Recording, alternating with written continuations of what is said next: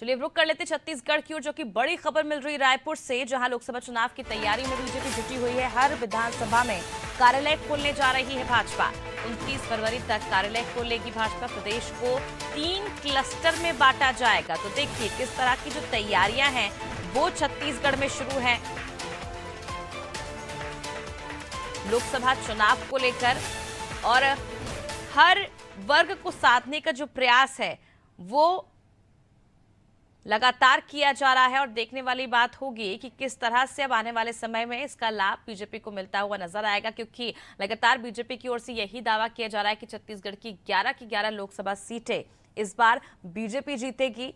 और जो तैयारियां हैं वो काफी ज्यादा तेज हो गई हैं। यहां तक कि बीजेपी कैंडिडेट के नाम के लिए भी जो बैठकें हैं वो लगातार हो रही हैं। और अब हर विधानसभा में कार्यालय खोलने की जो तैयारियां हैं वो भी बीजेपी की ओर से की जा रही है। 29 फरवरी तक कार्यालय खोले जाएंगे भाजपा के, और प्रदेश को 3 क्लस्टर में बांटा जाएगा, ताकि हर उस जगह पर ध्यान रखा जाए, हर उस बूथ पर नजर हो भाजपा की, ताकि आने वाले आगामी लोकसभा चुनाव को लेकर किसी भी तरह की जो चूक है वो ना हो, और किसी भी तरह की जो लापरवाही है वो ना बरती जाए। हर वर्ग को ध्यान रखा जा रहा है। इसके साथ ही लोकसभा चुनाव की जो तैयारियां हैं वो लगातार बीजेपी की ओर से देखी जा रही है, क्योंकि बीजेपी एक ऐसी पार्टी है देश की जो 24/7 यानी कि पूरा समय ही चुनावी मोड में रहती है। और अब देखिए जब ऐसे में लोकसभा चुनाव है तो कितनी ज्यादा गंभीरता जो है बीजेपी में देखने को मिल रही है। लगातार तैयारियां की जा रही है, और अब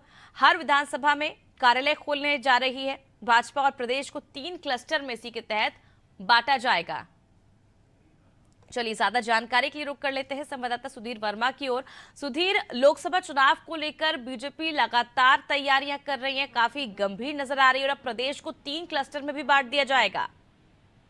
जी बिल्कुल, अगर बात करें भारतीय जनता पार्टी की लोकसभा चुनाव को लेकर तैयारियों की, तो लगातार जिस तरीके से बैठकों का दौर पिछले समय में देखा था कि लगातार जारी था। प्रदेश प्रभारी जो ओम माथुर थे वो तमाम तैयारियों का जायजा ले रहे थे। साथ ही साथ बता देना चाहूंगा कि जो 11 लोकसभा सीटें हैं उनको क्लस्टरों में बांटा गया है, जिसकी वजह से जो क्लस्टर प्रभारी बनाया गया है उनके द्वारा कहीं ना कहीं अब जो भी लोकसभा सीटें हैं उनके कहीं ना कहीं निचले स्तर के जो कार्यकर्ता है, प्रभारी वगैरह है, उनसे कहीं ना कहीं बैठक लगातार जारी है। हमने देखा जिस तरीके से जो भी लोकसभा सीटें हैं उनको भी अब कहीं ना कहीं बांटने का जो सिलसिला है वो लगातार जारी हो चुका है, ताकि अच्छी तरीके से नेतृत्व हो सके और साथ ही साथ लोकसभा चुनाव में एक बेहतर प्रदर्शन कहीं ना कहीं भारतीय जनता पार्टी कर सके। इसको लेकर भी लगातार भारतीय जनता पार्टी तैयारियों में जुटी हुई है। साथ ही साथ तमाम जो बैठकें हैं वो लगातार जारी है। प्रदेश प्रभारी जो ओम माथुर है वो लगातार प्रदेश के दौरे करते रह रहे हैं। साथ ही साथ जो रणनीति है उस पर लगातार कार्य कर रहे हैं, और साथ ही साथ जो पदाधिकारी वगैरह है, जो कार्यकर्ता है, उनको कहीं ना कहीं गुस्सा करने का काम कर रहे हैं। साथ ही साथ